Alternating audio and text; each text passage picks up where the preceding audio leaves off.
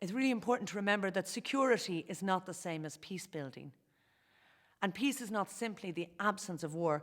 Peace is something that takes work, it takes imagination, and it takes often a tremendous effort from communities to own and hold the histories that are different, but be able to move forward in a dialogue of what it means to shape a future together. And one place we have seen that is in Northern Ireland and in the Northern Ireland peace process.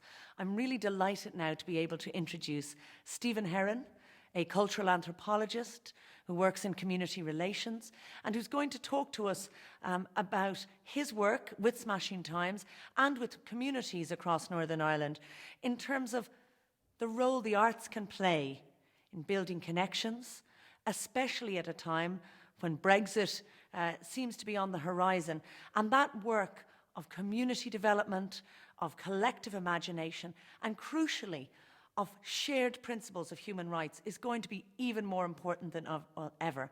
The women's movement played a crucial role, of course, in shaping the Northern Ireland peace process. And again, women's participation will be crucial in the challenges ahead. So I'm going to ask you, Stephen, to talk a little bit about your work and about the exhibition that you are holding as part of the EU 79. I'm delighted to have been part of the EU 79 project. It has been both inspirational and humbling to see the work so many women have done in transforming politics across Europe. Their stories have been fascinating and they showcase the important role women play in contemporary politics. Not only that, the stories and experiences from these inspirational group of women have shown their role has extended far beyond the politics of the European Parliament. It extends across society, across cultures and across borders. And that's been one of the most important things in relation to the EU, has been its role in overcoming borders, not just politically, but socially, culturally and economically. And hopefully that will continue in the years ahead. Brexit has somewhat dominated the headlines recently and has caused some debate with regards to the EU and its future. But it should not dilute from the fact that the EU has played and will continue to play an important role in transforming people's lives and building bridges, as these women from 1979 showed. Hopefully, as we move further into the future, the EU will continue in that role and will encourage others to join in the EU project. Thank you so much, Stephen, for highlighting those stories and for your contribution to the EU 79 exhibition. Our next guest is going to be Hina Khan. Hina Khan is an artist. She's one of the contributors to the EU 1979 exhibition. And she's going to talk to us about her artistic work, her artistic process, and how it relates to the question of gender equality across borders and human rights as a common concern right across Europe and indeed the wider world. As an artist, I always looking towards the socio-political issues, and what is happening around me, I always look towards that things and I pick up that topics into my paintings. While I have done my thesis, and my thesis painting was all about the socially accepted and non-accepted women, and I have created a massive miniature painting piece for my thesis, and I have participated in Pakistan's several group shows. I'm living in Ireland since 2015, and I am working with different people. I work with the Mayo artist, I work with the Dublin artist, Laois artist, and I participated in different art galleries. I produced some solo show and working in collaboration with different artists and filmmaker. And highly inspired by Anselm Kiefer and Michelangelo. I really like his work. Currently, Pakistani artist Imran Qureshi, Shazia Sikandar, they highly inspired me. And in my paintings, I'm really highlighting the issues which affect me as a human being, as an artist. Thank you, Hina, for that wonderful contribution and for sharing the thought and process that goes into the creation of your artwork. And I really would encourage everybody to make sure they look to the Digital Arts exhibition, where you can see the work of Hina and many other artists from right across Europe who are contributing their vision in terms of EU 79. We now have a chance to move from art to that other creative work, which is politics and the creation of political change. And we have a chance to hear from historian and academic Sinead McCool, who's going to talk about two of the women who were elected in that seminal 1979 European Parliament election. Sinead de Valera for Fianna Fáil and Eileen Desmond for the Irish Labour Party. Both women who went on to continue to make a very important political contribution internationally and indeed nationally in Ireland. So I'm going to hand you over now to Sinead, and perhaps, Sinead, you might talk a little bit about political participation, that where the 1979 elections fit in that journey from women's suffrage at the beginning of the century and indeed to the moment now when we still are struggling to have women's equal participation in politics right across Europe. This exhibition was started in 2018 to commemorate the election of the first woman TD, who of course was also an MP. Constance de Markovich, as she was known at the time. We know her better, I think, as Madame Markovich, which is what she used when she became political. This is an exhibition that was set up by the Commemorations Unit. And what was important for the official commemoration was to look at 100 years of women involved in politics and public life. During the period 100 years ago, when women were elected for the first time, it was a very slow movement into women taking up the role, even up to the present. Over that 100 years, we still have only 23 women who've made it to the cabinet table, to the centre of political discussion, the highest point of political leadership that you can attain.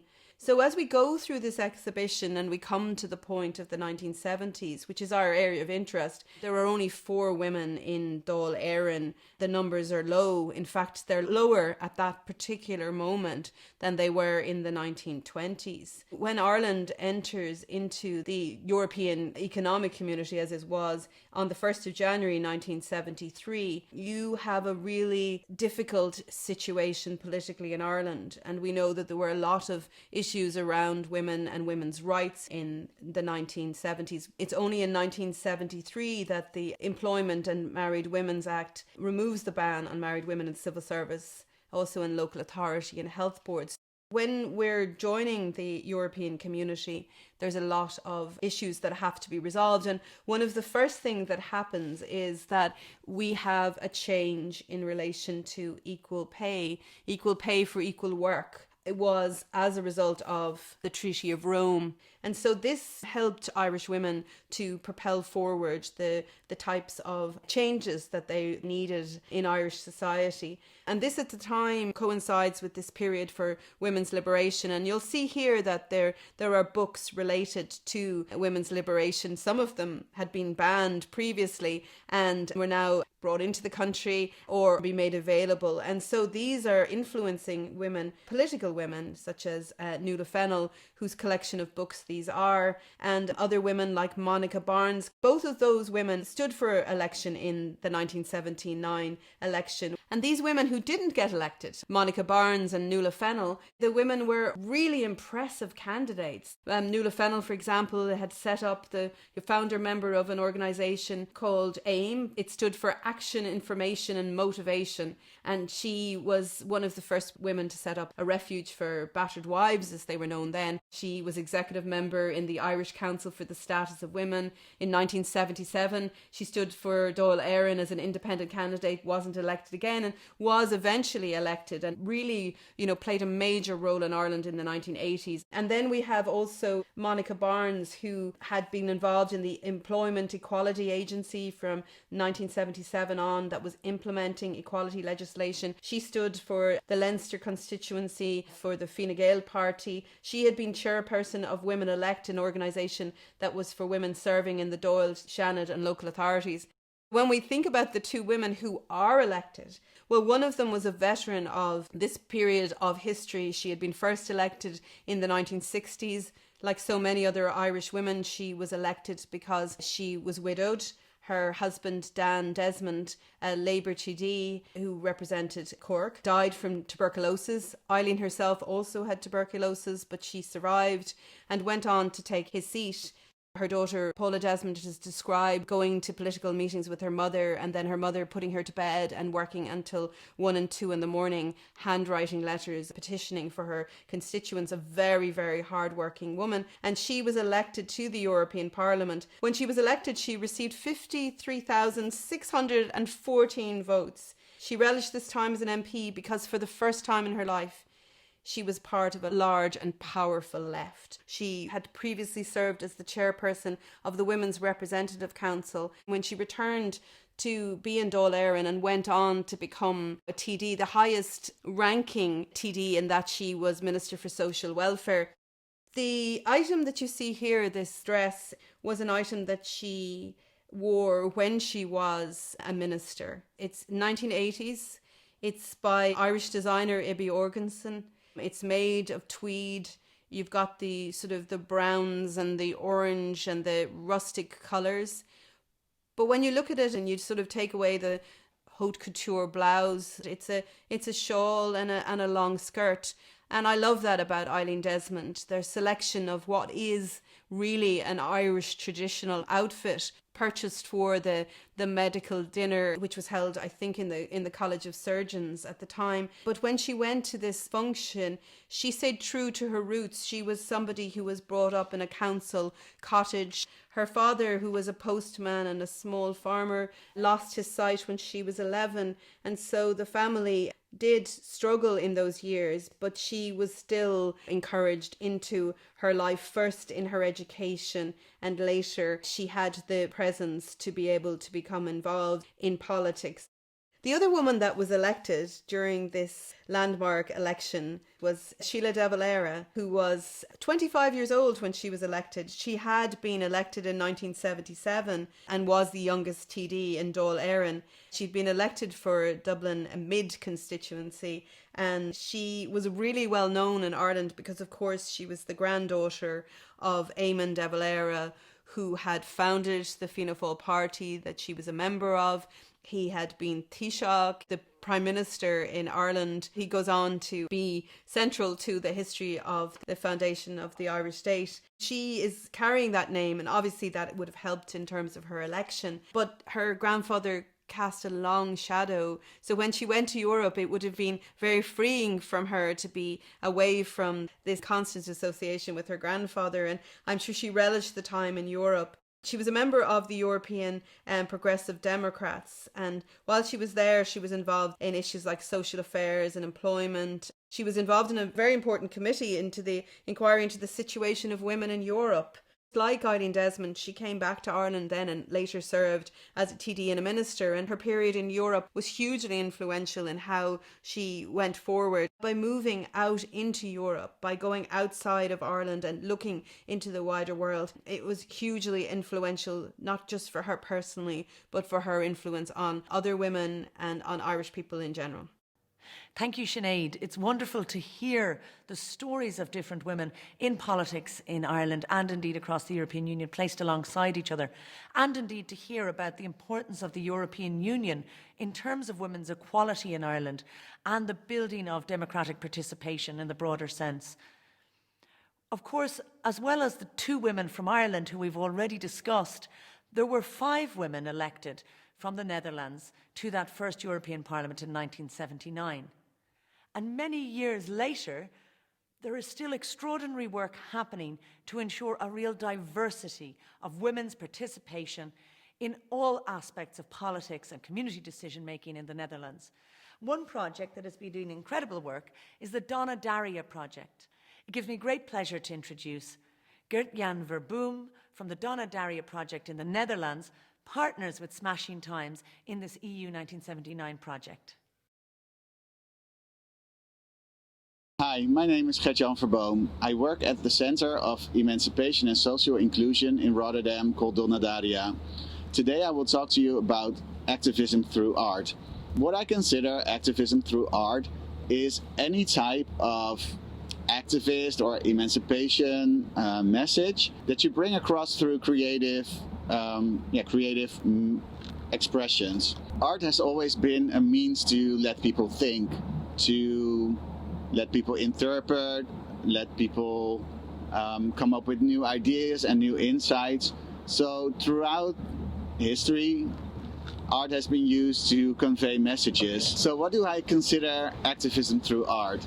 Basically, any message of inclusion that you want to convey, like through creative processes or creative tools. So art has always been, like in history, art has always been a way to convey messages that people think, interpret it in their own way, and bring across messages of inclusion or what the artist wanted to tell to the people.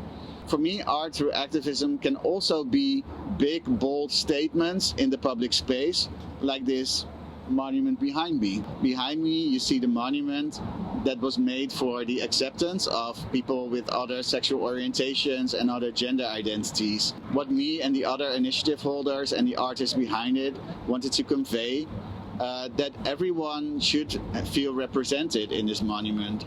And that is a really tough job. So what we decided to do is take the colors of the rainbow flag and present them in a not like ordinary way, but also include the colors of the transgender flag and the brown and black colors. Because with these mixture of colors, we wanted to represent the marginalized communities within the LGBTQ community as well, meaning people of color and trans people. So putting those colors in there and mixing it, for me, is already like activism through art. It is an activist message within a monument, and I think it's a really good way to make a bold statement in a public space like this. So activism through art is also a really good way to explore the minorities within minorities. Like, for instance, the LGBTQ movement or the anti-racism movement are like mini societies in a bigger one. So all the problems that we face in the big society are also present in the smaller societies. So art can also be used as a magnifying glass to kind of like see what is unseen, because once you see things, you can't like ignore them anymore. I think that smaller communities like emancipation movements, activist movements, also move within the bigger society. So racism, Islamophobia, hate against women, and hate against trans people and people that are gay can be found in any of the different movements. So I think that art can be also a magnifying glass to address the bigger issues. So, as I told you before, I work at Donna Daria, the Center of Emancipation, and Donna Daria was founded out of a lot of different women's organizations with many cultural backgrounds. So when we went up to the attic and look at our archives, because we want to make an exhibition about fierce Rotterdam women, we found a lot of like artsy, like material there. So we found pictures, we found paintings, we found photographs, we found books with marching songs. We found a lot of activism through art right there on our attic. So at Donna Daria, we march for many different reasons. We march against violence towards women, we march for Black Lives Matter, for LGBT rights, and we also march for the betterment of the position of refugees. What I notice at these demonstrations and marches, that the signs that are used are almost works of art. You know, it's almost like it's art that was made for activism. And that is why I get inspired and I love going through to marches like that. So when you make signs that are pieces of art, not only the people around you at the demonstration will notice, but the media will notice you as well. You will get likes, you will get shares, you will be like on social media a lot. And you get noticed, but who also notices you are the politicians. Who also notices you are the people that make the laws that can change the situation that you're demonstrating for. So to my younger generation, I would say, use your social media, use your art skills, get out there and march, because it really is art through activism, activism through art. So I want to close off with the little piece of art that is behind me. What I like about my city, Rotterdam, is that we have these murals and these paintings throughout the city, and they all have like this message that connects to us. So behind me, you see the painting that was made by a refugee. The horse kind of like carries the world on its back, and it's about cultural differences. What I would suggest is that you go out, take pictures, share stories of art and their meaning, and give your own interpretation to the art. Share it, use it for your activism, and maybe I will see you online. Thank you, Gert Van. And it's wonderful to hear from another of the partners working with Smashing Times on the U79 project. This brings us to the end of the panel discussion. But I invite you now to look at the Digital 1979 exhibition and indeed look at the 67 other stories of women who were elected to that first seminal 1979 EU Parliament. If you visit www.smashingtimes.ie, you can see the artworks and the stories placed alongside each other, reflecting on the incredible moment of those women who helped found the European Parliament so many years ago, and indeed looking towards the future and the role that Europe must play in shaping gender equality, democracy and peace into the future.